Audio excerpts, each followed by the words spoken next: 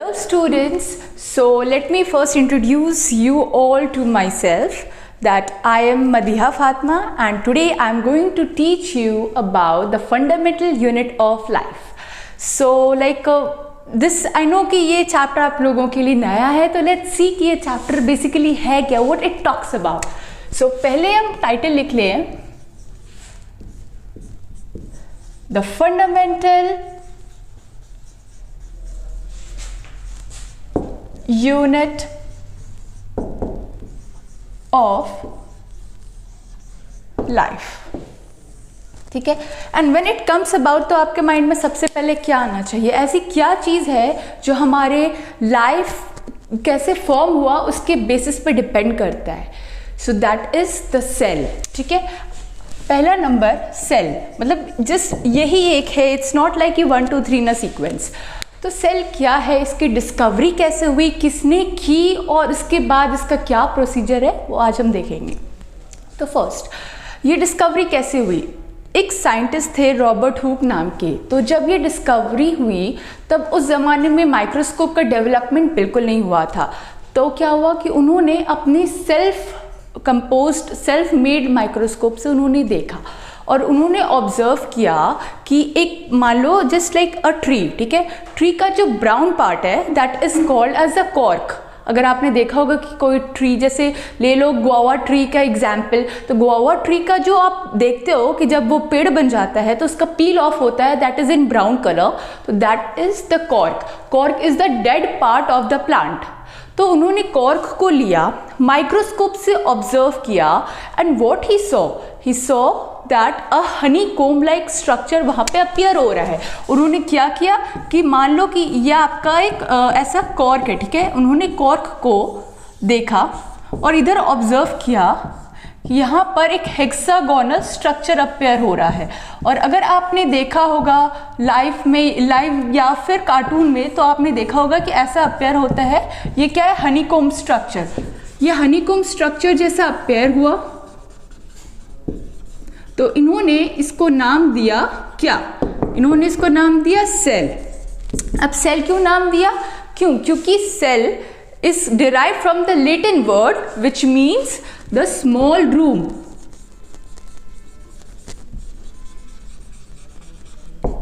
ठीक है. तो it appears as a small room, इसलिए उन्होंने इस हनीकोम लाइक स्ट्रक्चर जो कॉर्क में उन्होंने देखा, तो उन्होंने क्या ऑब्जर्व किया, उनको नाम दिया सेल. तो याद रखना, डेड पार्ट किसने ऑब्जर्व किया, रॉबर्ट ब्राउन ने. कौन सी ईयर में, 1665 में. विच ईयर, किन्होंने ऑब्जर्व किया, रॉबर्ट ब्राउन ने ऑब्जर्व किया. ठीक है. कौन सी ईयर में, 1665 में. ठीक है. अभी ये तो हमने सेल की बात पढ़ ली. अब हम देखते हैं, अगर आपको एक एक्सपेरिमेंट दूं मैं करने को, जो बेसिकली आप घर में नहीं कर सकते because you don't have microscope available. आप स्कूल में जाओ एंड जस्ट सी कि आप अगर एक अनियन बल्ब ले लो. ठीक है. This is an onion. ठीक है. एंड आप अनियन का जो बल्ब होता है, like you have seen like this,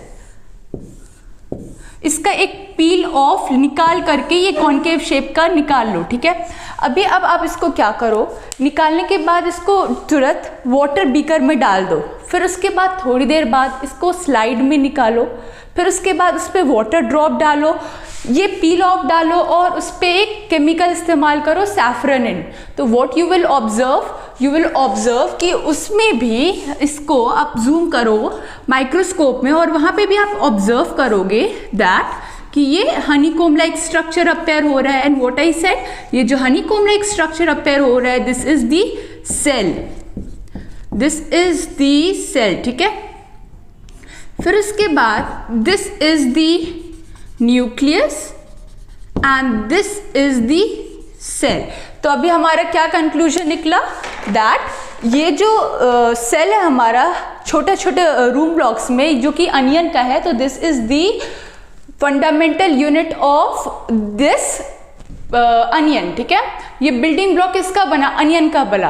तो सिमिलरली जो हम ह्यूमन बींग्स का फॉर्मेशन हुआ वो किससे हुआ है, सेल से हुआ है. तो ये सारी बातें हो गई. अब हम बात करते हैं अबाउट दी साइंटिस्ट जिन्होंने कंट्रीब्यूशन दिया. बहुतों ने एज वी हैव हर्ड कि बहुत साइंटिस्ट ने गलती से डिस्कवरी की, किन्होंने क्यूरियोसिटी में डिस्कवरी की। तो लेट्स सी कि किन्होंने क्या क्या डिस्कवर किया सेल पार्ट में।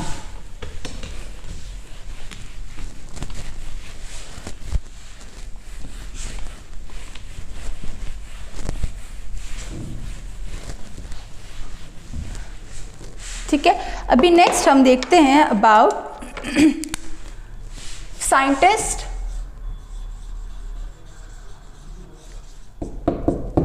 Contribution.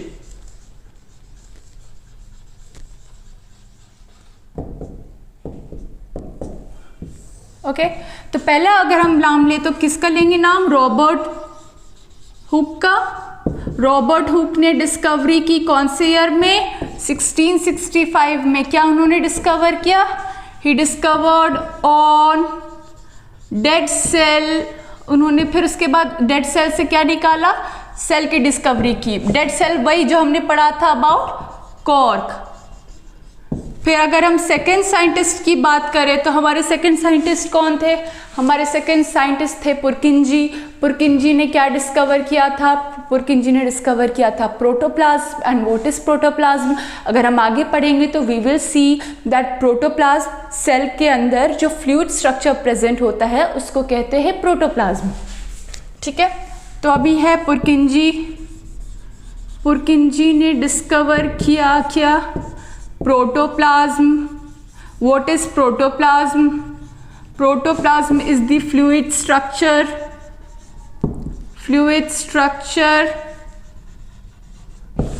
present inside the cell.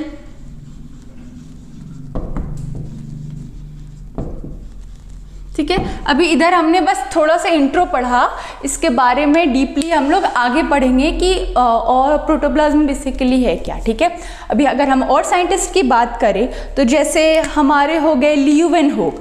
तो लीeuwenhoek ने क्या डिस्कवर किया?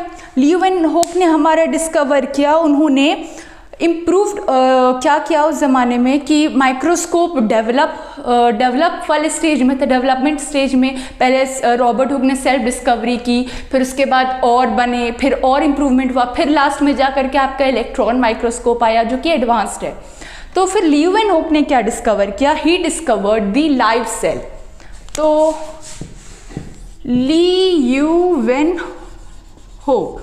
लीeuwenhoek डिस्कवर द लाइव सेल। ये ध्यान रखना, चलो लाइव नहीं लिविंग लिख लेते हैं।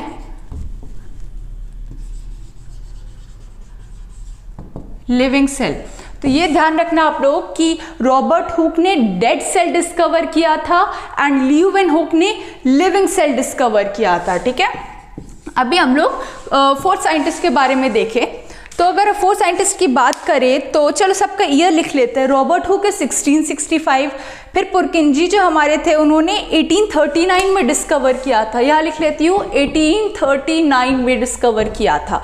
लीeuwenhoek की बात करें तो लीeuwenhoek ने 1674 में डिस्कवर किया था ये सारी चीज़ें। अब हम दूसरे साइंटिस्ट की बात करते हैं तो ये हमारे Robert brown, right.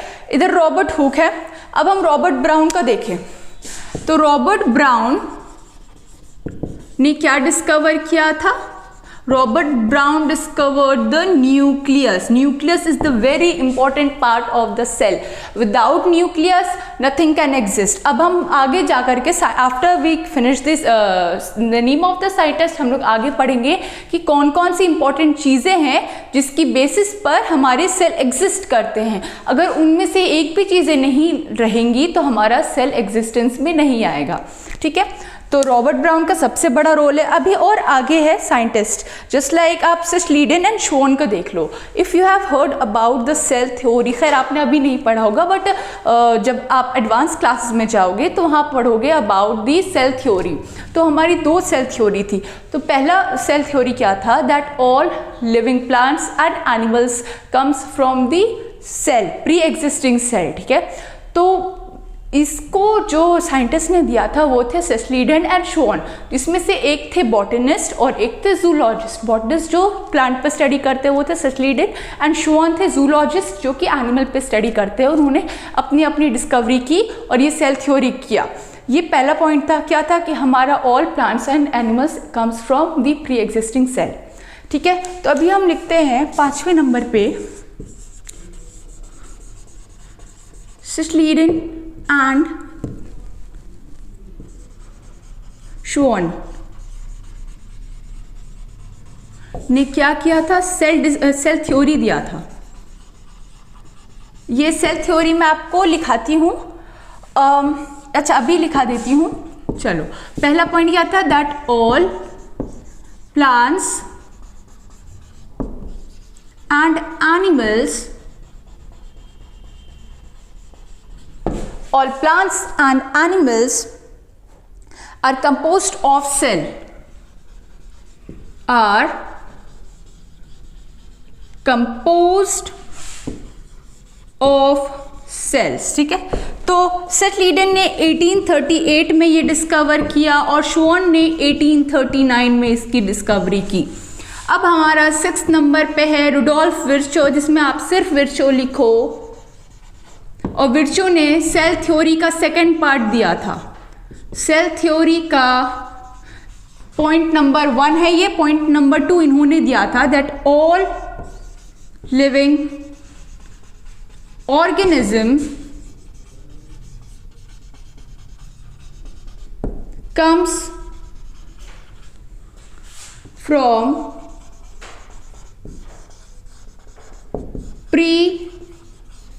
pre-existing cell। ठीक है, मतलब जो सारे हमारे एग्जिस्टिंग ऑर्गेनिज्म है वो कहाँ से आते हैं, वो आते हैं फ्रॉम प्री एग्जिस्टिंग सेल। तो ये हमारे हो गए अबाउट साइंटिस्ट कंट्रीब्यूशन, टोटल जितने साइंटिस्ट ने का इन्वॉल्वमेंट हुआ था वो सारा कंप्लीट हो गया। अब हम लोग नेक्स्ट टॉपिक में आते हैं।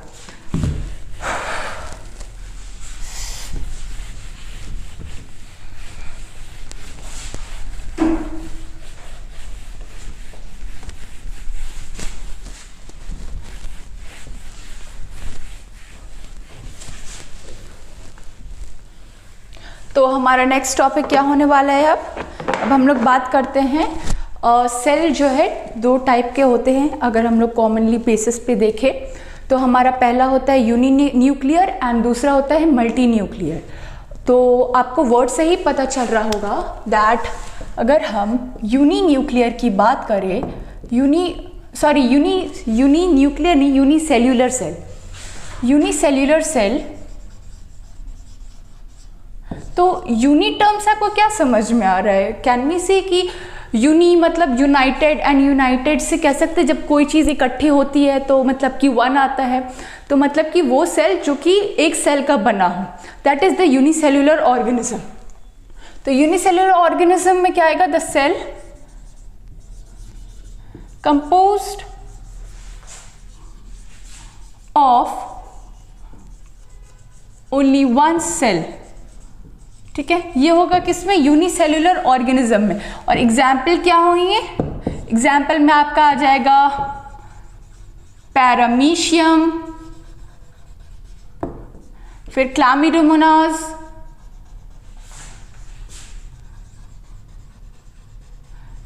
एंड एक्सेट्रा डाल लो। ठीक है, अब उसके बाद अगर हम बात करें, जब एक यूनिसेल्यूलर की बात करें तो दूसरा आएगा क्या, दूसरा हमारा है multi cellular. Multi cellular organism, ऊपर भी आप कर लो यूनिसेल्यूलर ऑर्गेनिज्म। ठीक है, तो अभी मल्टी सेल्यूलर ऑर्गेनिज्म में से आप क्या समझ रहे हो, जो एक चीज जो मल्टीपल में हो, मल्टीपल मतलब एक से ज्यादा, तो वो सेल, वो ऑर्गेनिज्म जो एक से ज्यादा सेल से बनी हो उसको कहते हैं मल्टी सेल्यूलर ऑर्गेनिज्म। तो सॉरी, द ऑर्गेनिज्म, इधर आप सेल को हटाओ और ऑर्गेनिज्म करो, the organism composed of more than one cell is called multicellular organism. अगर हम इसके एग्जाम्पल की बात करें तो क्या आएगा? कौन सा ऑर्गेनिज्म है जो कि डिवाइड करते हैं आगे जाकर? क्या हम लोग हैं? हम लोग can we count us in multicellular organisms? Definitely yes. Human beings है, एनिमल्स है, प्लांट्स है, और क्या हो सकते हैं? फंजाई हो सकते हैं। तो चलो लिख लो, प्लांट्स, एनिमल्स, फंजाई। चलो अभी इधर पैरामीशियम हो गया, क्लामिडोमोनास हो गया। आप इजी एग्जाम्पल में बैक्टीरिया भी डाल सकते हो, बैक्टीरिया एंड देन ETC। ठीक है, ये हमारा यूनिसेल्यूलर एंड मल्टीसेल्यूलर टॉपिक हुआ खत्म इधर। अब हम लोग आगे बात करते हैं about the different shape and sizes of the cell.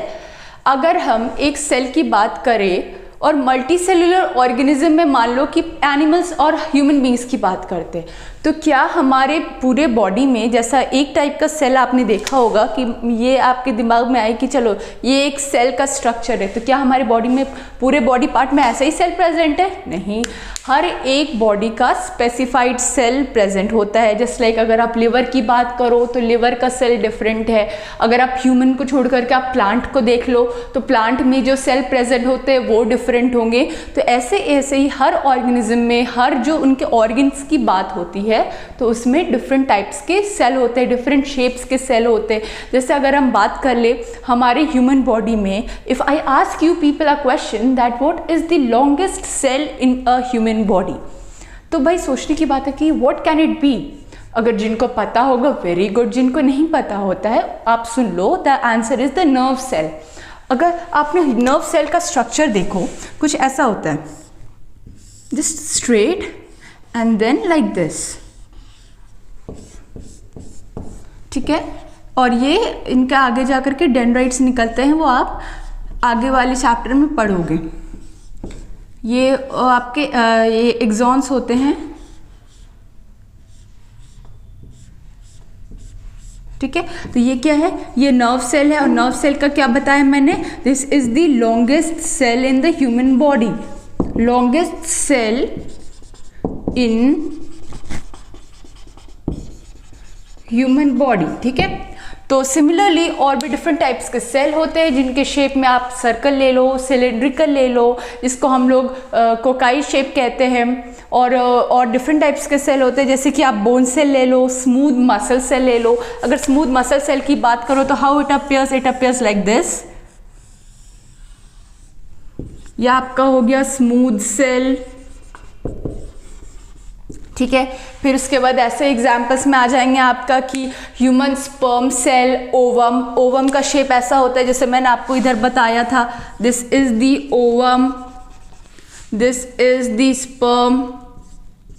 तो ये सब क्या है? These all are counted in the cell. अभी हम लोग बात करते हैं about the next topic that is the plasma membrane. So let's give an introduction about what is plasma membrane. तो प्लाज्मा मेम्ब्रेन क्या है? बेसिकली दैट सेल के अंदर जो सेल वॉल प्रेजेंट होता है उसके अंदर जो फ्लूइड प्रेजेंट होता है that is the plasma membrane.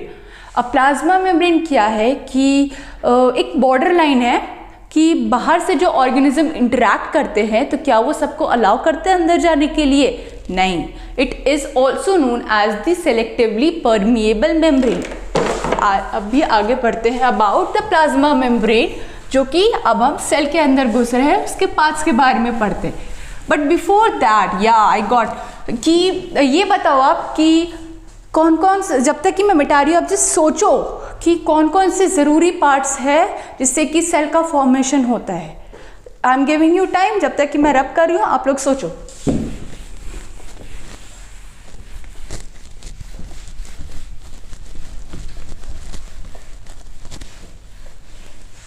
ठीक है, चलो अभी हम लोग देखते हैं अबाउट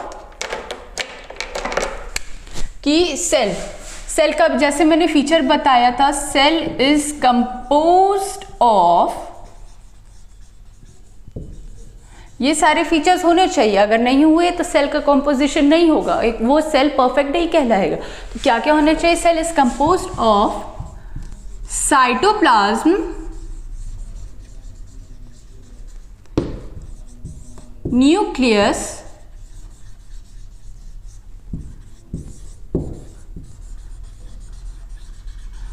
प्लाज्मा मेम्ब्रेन। ठीक है, तो क्या क्या होता है, साइटोप्लाज्म होता है, न्यूक्लियस होता है और प्लाज्मा मेम्ब्रेन होता है। ये हमारे इंपॉर्टेंट पार्ट्स है जिससे कि सेल की डिस्कवरी होती है। तो अब हम आगे पढ़ेंगे अबाउट द प्लाज्मा मेम्ब्रेन। ठीक है, अब हम लोग पढ़ेंगे about the plasma membrane and the cell membrane. ठीक है, तो पहले ये टॉपिक आप लोग डालो।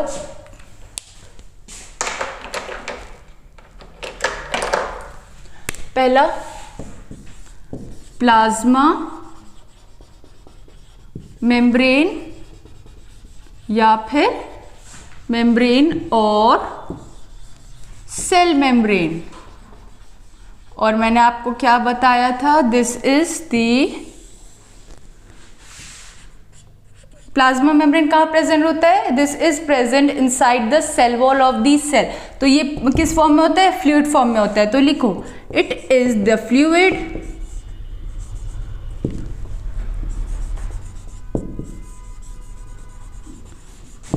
present inside the cell wall of a cell। ठीक है, पहला पॉइंट हो गया। फिर दूसरा पॉइंट, क्या प्लाज्मा मेम्ब्रेन हर एक ऑर्गेनिजम्स जो जो आना चाहते हैं अंदर, क्या वो उसको अलाउ करता है जाने के लिए? नहीं। क्यों? इसीलिए इसको एक और नाम से जाना जाता है, that is the selectively permeable membrane, because it do not allow all the elements to come inside it. वो चुन चुन करके जाता है, क्योंकि अगर सारे ऑर्गेनिज्म सेल के अंदर आ गए तो क्या वो ज़रूरी है कि सारे जो ऑर्गेनिज्म अंदर आना चाहते हैं तो क्या वो बेनिफिट देंगे? नहीं, कुछ हार्म भी पहुंचा सकते हैं, कुछ उनको मतलब मेजॉरिटी में यू नेवर नो ना कि कौन से फ़ायदे दे सकते हैं, कौन से हार्म कर सकते हैं। सो इसीलिए वो सेलेक्ट कर करके अपने अंदर इसको अलाउ करता है। सेल वॉल फॉर प्रोटेक्शन, फिर प्रोटेक्शन के बाद एक और प्रोटेक्शन, वो क्या है, that is the plasma membrane, जो कि एलिमेंट्स को इंटर करने देते हैं। तो पहला पॉइंट हमने लिखा, it is the fluid present inside the cell wall of a cell. फिर उसके बाद दूसरा लिखो, it do not allow every element to enter inside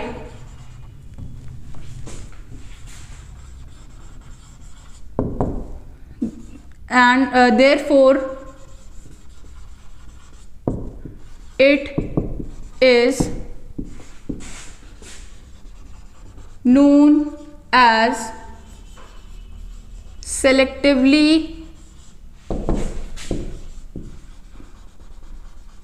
permeable membrane. ठीक है, इसका ये पॉइंट लिख लिया हमने। अब उसके बाद एक इम्पॉर्टेंट चीज़ के बारे में बात करते हैं। अगर हमारे सेल में गैसेस का भी एक्सचेंज होता है, गैसेस में आप मान लो सबसे कॉमन O2, CO2, तो कैसे एक्सचेंज होगा, उसका भी एक प्रोसेस होता है।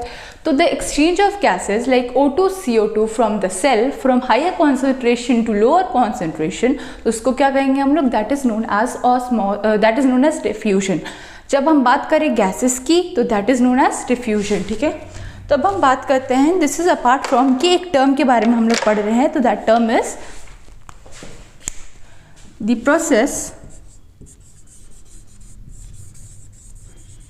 Process of exchange of gases like O2, CO2 from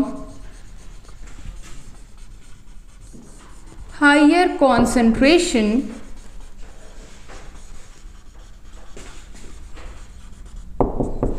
to lower concentration,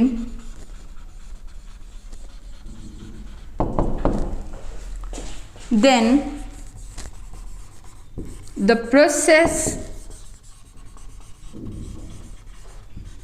is known as diffusion, ठीक है। जब गैस की एक्सचेंज की बात करें तो क्या कहलाता है, डिफ्यूजन। और अगर हम वही वाटर के एक्सचेंज की बात करें तो क्या कहलाएगा, that will known as the osmosis, ठीक है। इधर हमने डिफ्यूजन का तो कर लिया, अभी हम देखते हैं ऑस्मोसिस के बारे में। ऑस्मोसिस का क्या होगा, that the process of exchange of water from higher concentration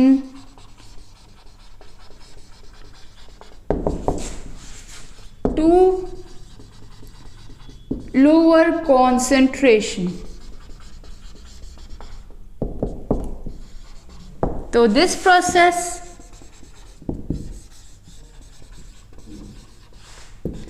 is known as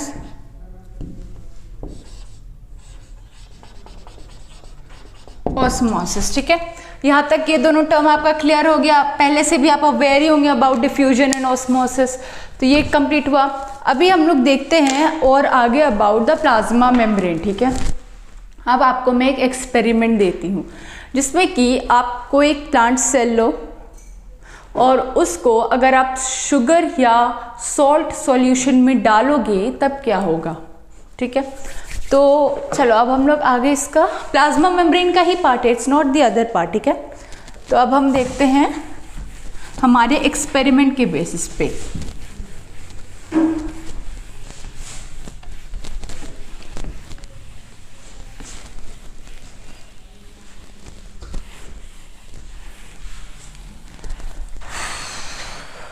चलो अभी और एक बात याद रखना, दैट कि सेल जो है हमारा वो हर एक लिविंग ऑर्गेनिज्म में प्रेजेंट होता है। अगर आप बोलोगे कि क्या इस डेस्क पे या फिर क्या इस पेन में सेल प्रेजेंट होते हैं, नहीं, क्योंकि सेल का हमने टॉपिक क्या पढ़ा, the fundamental unit of life. और भी क्या है, cell is the basic structural functional unit of life. और जैसे जैसे हम लोग ये चैप्टर पढ़ेंगे वैसे वैसे हमें पता चलेगा कि how it is the all the terms that I said. चलो अब हम लोग साइड में एक बार लिख लेते हैं सेल के बारे में, दैट सेल क्या है, सेल इज दी सेल, एक मिनट, सेल क्या है, cell is the basic structural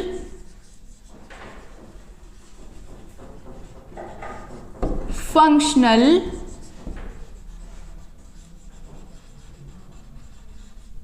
and fundamental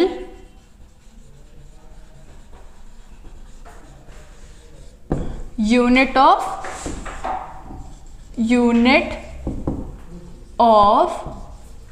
life, ठीक है। तो ये सारा जो पॉइंट है वो हम लोग चैप्टर में जैसे जैसे पढ़ेंगे वैसे वैसे हमें पता चलेगा कि ये कैसे बेसिक स्ट्रक्चरल फंक्शनल और एक फंडामेंटल यूनिट ऑफ लाइफ है, ठीक है। तो अब हम लोग आगे पढ़ने जा रहे थे अबाउट द एक्सपेरिमेंट। तो हमारा एक्सपेरिमेंट था क्या कि अगर हम एक सेल को, अगर हमने एक पहला पॉइंट में मान लो कि सेल को हमने शुगर सॉल्यूशन में, या शुगर ले लो या सॉल्ट, ठीक है, शुगर या सॉल्ट सॉल्यूशन में डाल दिया तो क्या होगा अब, ठीक है। तो यह हमारा एक बीकर है, ठीक है। बीकर में हमने मान लो कि मैंने सॉल्ट सॉल्यूशन डाला और उसमें ये क्या है, ये मेरा सेल है। मान लो कि मैंने प्लांट सेल को ले लिया, क्योंकि अभी हम लोग आगे पढ़ेंगे सेल वॉल टर्म के बारे में जिसमें कि सेल वॉल प्रेजेंट होता है, जो प्लांट में क्या होता है, प्लांट सेल में सेल वॉल प्रेजेंट होता है, बट एनिमल सेल का क्या है कि एनिमल सेल में सेल वॉल प्रेजेंट नहीं होता है। तो अभी हम लोग बेसिकली यहाँ पे प्लांट सेल की बात करें क्योंकि यहाँ पे सेल वॉल प्रेजेंट है और उसी के पर्पस पे हमारे यहाँ पे काम आएगा।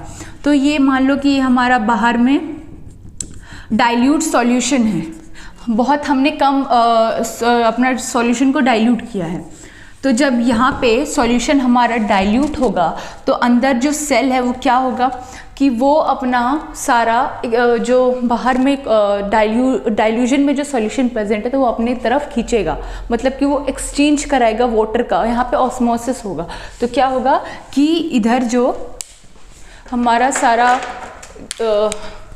सॉल्यूशन है तो ये अंदर की तरफ जाएगा, ठीक है। तो ये अंदर की तरफ जाएगा, मतलब क्या होगा, दैट सेल जो है हमारा क्या होगा, सेल होगा हमारा कॉन्सेंट्रेटेड।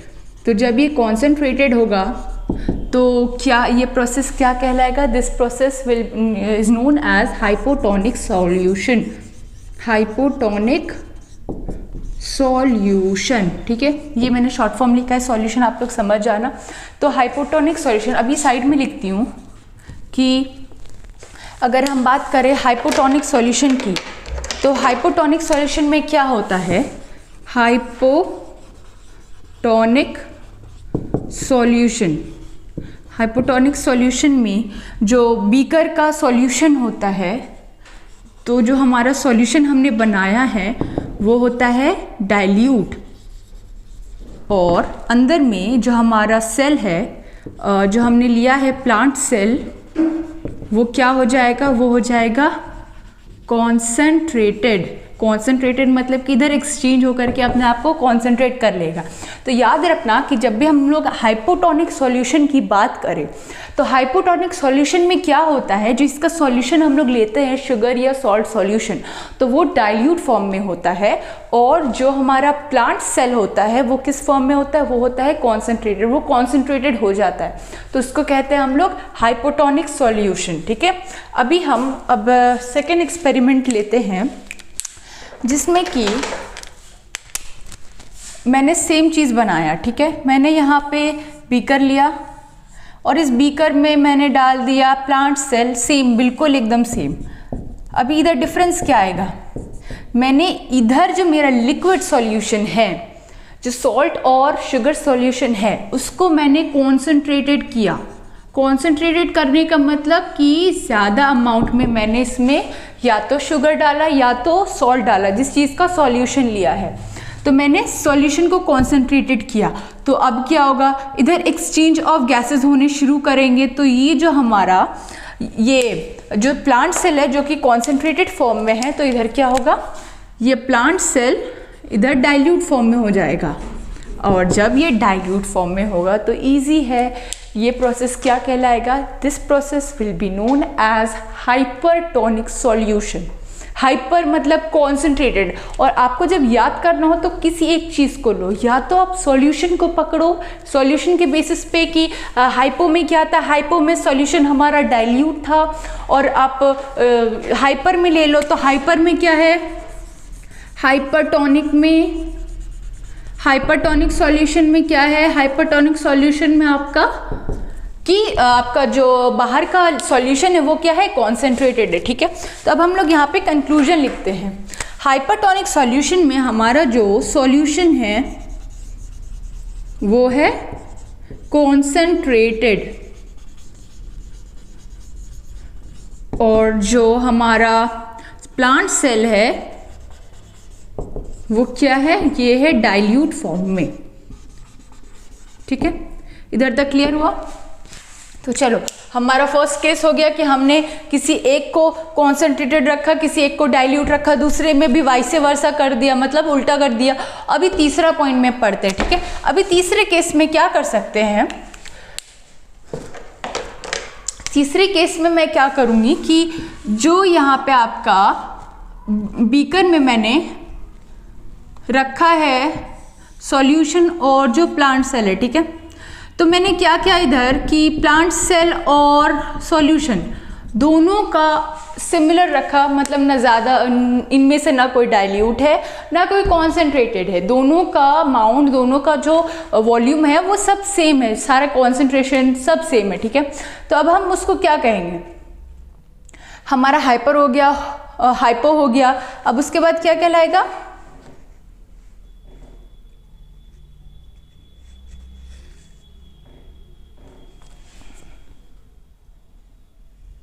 ठीक है। तो अब सेंस लगाओ कि अभी कोई चीज़ है जो कि ना इसमें कोई एक्सचेंज नहीं होगा किसी गैस का, ना इधर का अंदर से ना अंदर का बाहर से। तो एक चीज़ है जो कि आइसोलेशन में आ जाती है। आइसोलेशन जब हम लोग कहते हैं कि आप आइसोलेट करो खुद को, मतलब ना बाहर निकलो ना अंदर जाओ, एक जगह रहो, तो वैसे ही ये सॉल्यूशन में ना एक्सचेंज ऑफ गैसेज हो रहा है ना कुछ हो रहा है। तो ये सॉल्यूशन क्या कहलाएगा? ये सॉल्यूशन आपका कहलाएगा आइसोटोनिक सॉल्यूशन। ठीक है, this will be known as isotonic solution. अब आइसोटोनिक सॉल्यूशन में क्या है कि आपका जो सॉल्यूशन है, आपका जो प्लांट सेल है, वो दोनों सेम रहेगा, सेम अमाउंट में रहेगा। ठीक है, अभी हम लोग ने यहाँ तक बात कर लिया। अब हम आगे देखते हैं अबाउट कि आप ऐसे एक्सपेरिमेंट्स आप एक के साथ ट्राई कर सकते हो, या फिर आप बेसिकली सबसे कॉमन जो कहते हैं रेजिन ले लो, किशमिश को आप सॉल्ट सॉल्यूशन में डालो या शुगर सॉल्यूशन में डालो, तो वहाँ पे आपको चेंजेस दिखेंगे। आप यू कैन ट्राई, अगर आप सॉल्ट सॉल्यूशन में डालो और बताओ कि कैसे क्या इस पर इम्पैक्ट पड़ा। एक कॉन्सेंट्रेशन में जहाँ पे अगर आपने डाइल्यूट रखा, मतलब कि आपने पानी में कम नमक डाला, तो उसमें आपका जो रेजिन जो किशमिश है वो फूलेगा तो इसको क्या कहेंगे? That will be known as the hypotonic solution. और अगर आपने किशमिश लिया, किशमिश को डालो उस सॉल्यूशन में जिसमें कि नमक आपने बहुत ज़्यादा डाल रखा है, तो उसमें क्या होगा? उसमें आएगा आपका हाइपर सॉल्यूशन, मतलब कि जो आपका रेजिन है, जो किशमिश है, वो क्या करेगा? श्रिंक करेगा, दब जाएगा। ठीक है, और अगर आपने सेम रखा पानी में, सिंपली आप डाल दो किशमिश को, तो क्या होगा? कोई एक्सचेंज नहीं होगा, कोई चेंज नहीं आएगा, तो उसको क्या कहेंगे? That will be known as the isotonic solution. चलो ठीक है, अभी हमने प्लाज्मा मेम्ब्रेन के बारे में पढ़ लिया। अब आगे जो हमारे पार्ट्स है about the cell wall and rest of the cell organelles, वो हम लोग नेक्स्ट क्लास में पढ़ेंगे। आज के लिए इतना ही। Thank you guys, thank you students, and hope to have a wonderful day to all of you and all the best। अच्छे से पढ़ाई करो और फुल कंसंट्रेशन के साथ मज़े से हम लोग और आगे पढ़ेंगे। चलो बाय बाय।